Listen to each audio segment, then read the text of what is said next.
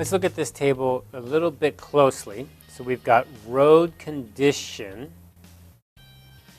and the roads are dry roads, wet roads, icy roads. And then over here we've got number of beers. So what we're looking at is the mean number of obstacle contacts. I guess that means how many things did they hit in this test. They're driving the car after they drink some beer. So how many obstacles did they impact, did they hit? Of course, if you drink more beer, you probably hit more obstacles. And these are means.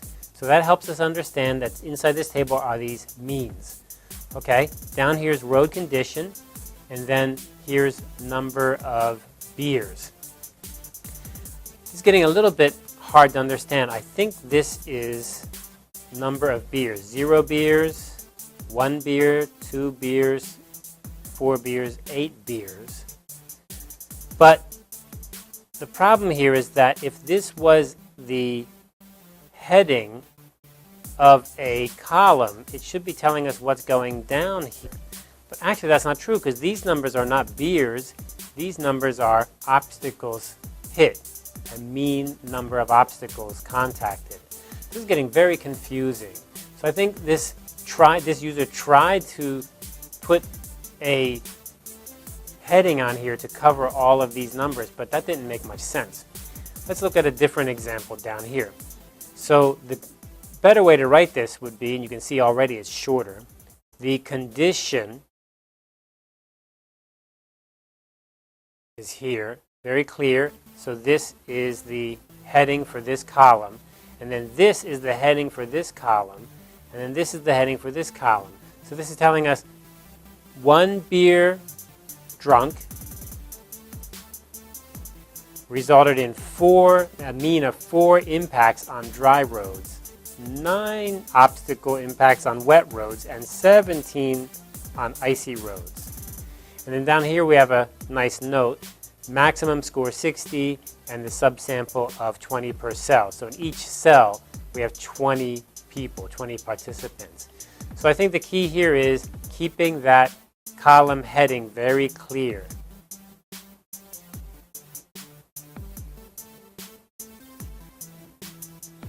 Let's look at a couple more examples here. So in this one, table 6, effects of victim reaction and social influence on bystander intervention.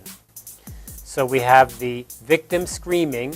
So we have the column, yes, the victim screamed. No, the victim did not scream. And then over here we have a total. What's this total? That's interesting. And then we have the M over here, so the mean. And then we have a mean down here also. And so here we have the setting. So this should be the heading of this column. We have 2 settings, along and in groups. Should that be alone? Is that a typo? And in group. Alone and in group. And so what's happening here? Well, this number here would be in the group setting that was with other people 15 times a person screamed, and 9 times a person didn't scream when they were in a group. But when they were alone, not in a group, then it was 17 times screaming. Okay, that kind of makes sense. So what's the problem with this one? We'll write down here this total.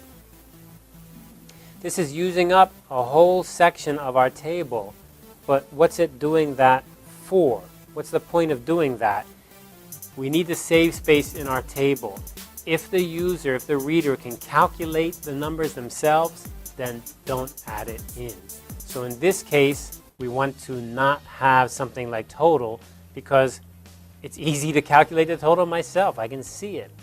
So what about the mean, M? Well, the mean we can't calculate ourselves because the mean is calculated from the formula. So that is not something we can calculate. Okay, so the example down here is correct. Very simple, straightforward. Column, column, column, column. In fact, in this table, I would even say that the mean you might cut out to make the table simpler. easier to understand. Because the mean we can calculate ourselves as long as we know the size of the groups, how many people are in the groups. Now that's not reported here, so we don't really know it. But if it was reported in a note, then we can just go ahead and even cut that out.